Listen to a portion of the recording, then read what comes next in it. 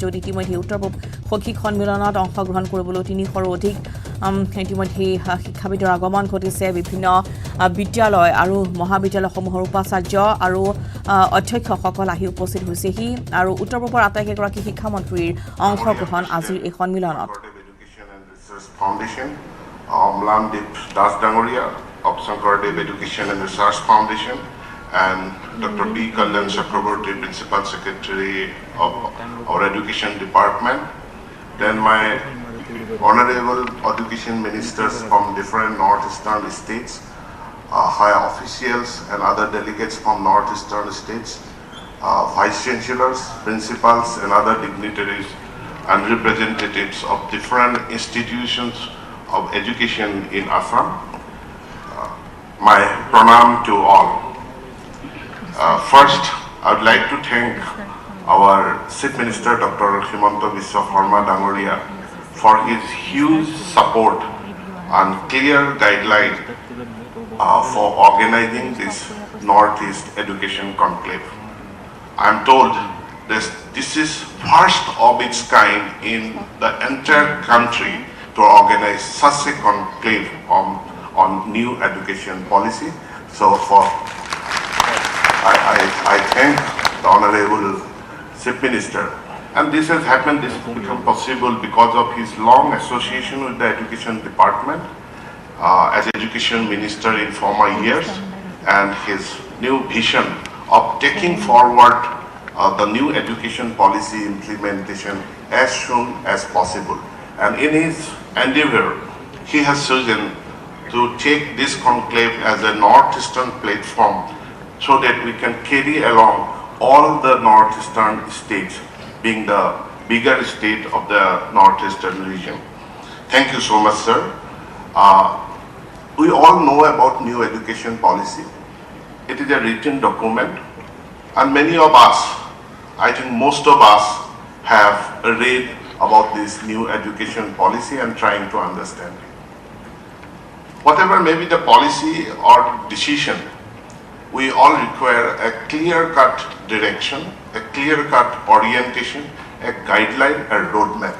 Without proper understanding of the new education policy, without having a clear orientation, a guideline, the implementation will face lot of stumbling blocks in implementing the new education policy. The basic objective of organizing this Northeast Education Conclave is afford to understand and to draw a clear roadmap. We have been just depicting he has talked about so many things in that which are explained, which are there in the new education policy. But what we require is a clear understanding and a clear roadmap. What is exactly the multidisciplinarity? What is the academic bank of credit? What is the autonomy that we are proposing? The new education policy is proposing to give the Institute of Higher Education. These things needs to be very clearly understood, and a roadmap is drawn. There are initiative at the individual level. There are initiative at institution level. I am aware that most of the institutions, they have been, despite during the COVID situation, they were organizing many webinars, some even physical seminars on the new education policy.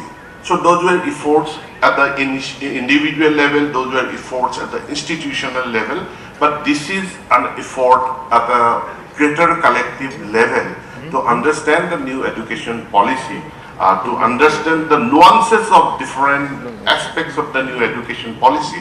The new education policy has been talking about imparting education at the primary level in mother tongue. Being the northeastern states, we have so many languages which are not yet used as a medium or as a medium of or a subject, language subject in our educational institutions. Being the education minister, I am facing many delegations from the tribal communities or the minority language communities, ethnic minority language communities, they have been demanding that as per this new education policy has declared, it has given a direction of using the mother tongue in primary education. So they have been demanding its implementation. But how exactly we are going to introduce these tribal languages or the ethnic minority languages as medium in, at least in pre-primary or primary level, and we need a clear roadmap. So there will be different sessions. Many dignitaries, many prominent persons, many resource persons who are well conversant on these issues are here. We are very proud. We are feeling blessed. We are feeling privileged that the persons like Chairman of UGC Grant Commission, UGC, the NCTE, AICTE, NCERT, all are here in this conclave. I hope from now onwards, today and tomorrow, in different forum, different sessions, all these issues of new education policy will be discussed, and after at the end we will come out with a clear roadmap what to do and what are not to be done, how to go about in implementing the new education policy. There is one important thing, this is a new policy and we must carry along the society with us. It is not alone an issue of the academics or the issue of the administrative departments. Apart from the administrative and academic departments, the society as a whole needs to understand. And I hope from this deliberation, the roadmap, the clear directions, it will cascade down, it will percolate through the society. Society at large will be aware about this new education policy.